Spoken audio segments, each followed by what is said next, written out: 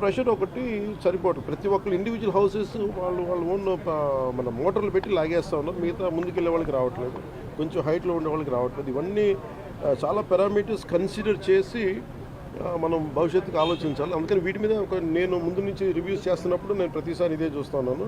ఇక్కడ మనం ఉన్నప్పుడు ఒక 4 అడుగులు ఎత్తులో ఒక 100 ఇల్లు ఉంటే వాళ్ళకి నీళ్ళు రావట్లేదు. అలాగే ముందున్న ఒక 2 కిలోమీటర్ల ఏరియాకి వస్తుంది, నెక్స్ట్ పక్కనున్న వీటికి రావట్లేదు. ఇవన్నీ మన పిఠాపురంలోనూ చాలా క్షేత్రస్థాయి పర్యటనలు ఇవన్నీ నేను పరిశీలించాను.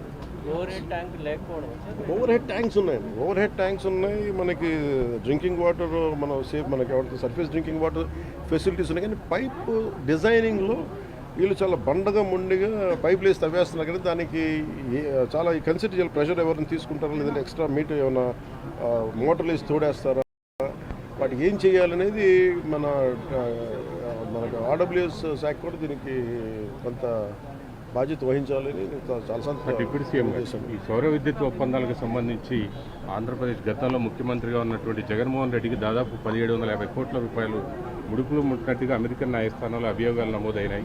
దానిపైన అది నేను లాస్ట్ 2-3 డేస్ నుంచి ఒకసారి మొత్తం పరిశీలిస్తా ఉన్నాను. ఒకసారి మన ముఖ్యమంత్రి గారితో మాట్లాడి దీని మీద కలిసి సమిష్టిగా ఒక నిర్ణయం మన అభిప్రాయం. వీటన్నిటి మీద ఉన్నాయి డిమాండ్స్. వీటన్నిటిని పరిశీలించి దాని వెల్కమ్ దీన్ని తెలియజేస్తాం, మా అభిప్రాయం తెలియజేస్తాం. రాష్ట్రంలో రోజుకు కుంభకోణం బయటపడతాం. ఈరోజు మళ్ళీ తిరిగి కడప ఎయిర్పోర్టుకు సంబంధించి 150 కోట్లు, అట్లనే అంతకుముందు శ్రీకాకుళం జిల్లాలో కానీ అంటే సమోసాలకే 9 కోట్లు కదండి. సమోసాలకి 9 కోట్లు అనుకున్నప్పుడు ఇవన్నీ మనం చూడాలి. అంటే ఇది అంటే చాలా బాధ్యతారాహిత్యం, భయాలు లేవు, పారదర్శకత లేదు, అకౌంటబిలిటీ లేదు. ఇవన్నిటికీ వీఆర్ పేయింగ్ ద ప్రైస్. ఇదేంటే భవిష్యత్తులో ఇలాంటి పునరావృతం కాకుండా చూడాలి. ఒకటి వాళ్ళు చేసిన దానికి వాళ్ళని అకౌంటబిలిటీ తీసుకురావడం, 2 భవిష్యత్తులో ఇలాంటి పునరావృతం కాకుండా ఉండటం. వీటన్ని రెండింటి మీద ఆలోచిస్తారు. నోటీసులకి స్పందించకుండా ఆయన తప్పించుకుని తిరుగుతున్నారు. ఆయన ఒక్కళ్ళే గారు, మిగతా చాలా మంది కూడా విచారణకు రమ్మంటే రాకుండా తప్పించుకుని తిరుగుతున్నారని చెప్తున్నారు. పోలీసులు ఆ విధంగా వాళ్ళు పట్టుకోలేకపోతున్నారా, లేకపోతే ఏంటి అసలు? అంటే చిత్తశుద్ధి లేదా పోలీసులకు వాళ్ళకి అరెస్ట్ చేయడానికి కానీ వాళ్ళు పట్టుకోవడానికి కానీ, లేదంటే వాళ్ళకి తిరుగుతున్నారా? ఏంటి సార్ అది? Let the police do their job, let me do my job.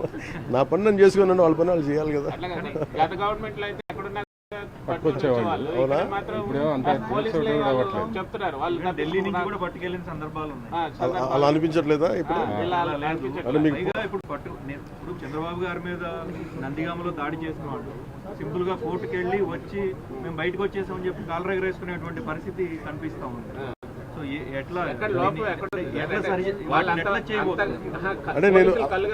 అంటే నేను ఒకటి లా అండ్ ఆర్డర్ హోమ్ నేను చేయట్లేదు. సో మీరు ఇది అడగాల్సింది మీరు ముఖ్యమంత్రి గారిని అడగాలి. కరెక్టే. అలాగే ఇప్పుడు నేను పంచాయతీరాజ్ గురించి అడిగితే నేను చెప్పగలను. కొన్ని ఇది మా ఇంటర్నల్గా ఏం జరుగుతుందో ఒకసారి మీరు చెప్పినవన్నీ ఖచ్చితంగా నేనే దాన్ని తప్పించుకోవట్లేదు కదా. కానీ ఒక మాట చెప్పేటప్పుడు కొంచెం బాధ్యతగా చెప్పాలి.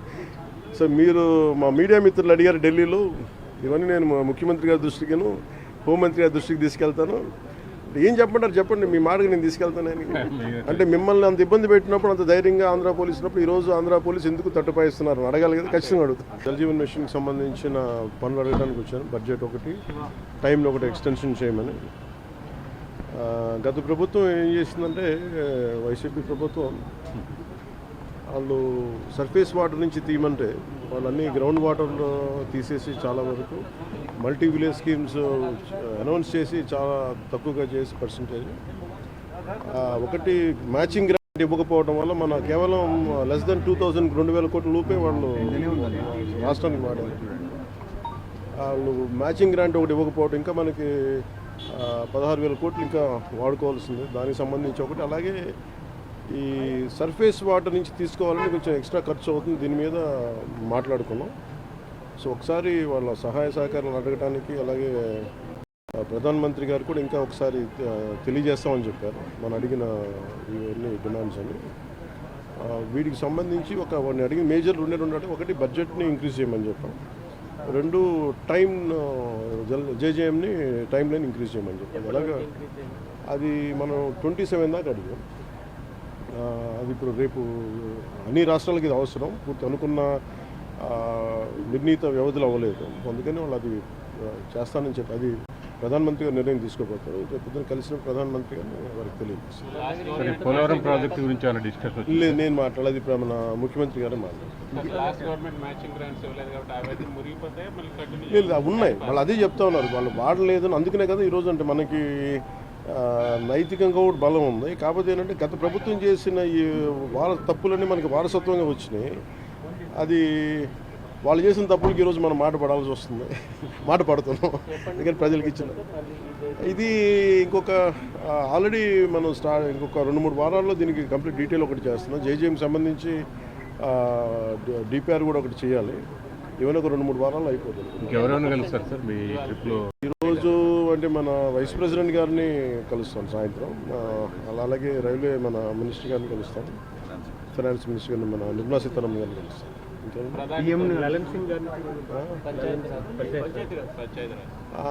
ఇప్పుడు ఉందా మనకి ఇంకా ఫైనలైజ్ చేసినట్లు చెప్తారు. ఏంటి సార్ ప్రధాని గారితో ప్రధానంగా ఏ అంశాలను ప్రస్తావించబోతున్నారు సార్ ప్రధానమంత్రి గారిని కలిసి?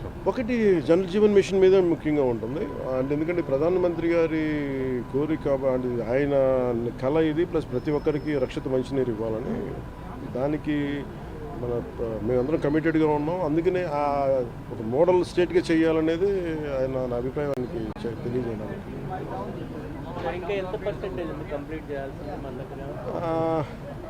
వీళ్ళు ఎలా చేస్తారంటే ఫస్ట్ మనకి ప్రాబ్లం ఏమవుతుందంటే మనం ఇల్లు కట్టినా ఏం చేసినా ముందు అసలు పైప్ లైన్స్ వేయం, సువేజ్ చేయం, మన పైప్స్ ఉండవు మన దగ్గర. సమస్య ఏముందంటే మన దగ్గర వేసిన పైప్ లైన్స్నే మళ్ళీ వీళ్ళు సరిగ్గా ఫ్లో లేదు. డిజైనింగ్ లోపాలు చాలా ఉన్నాయి.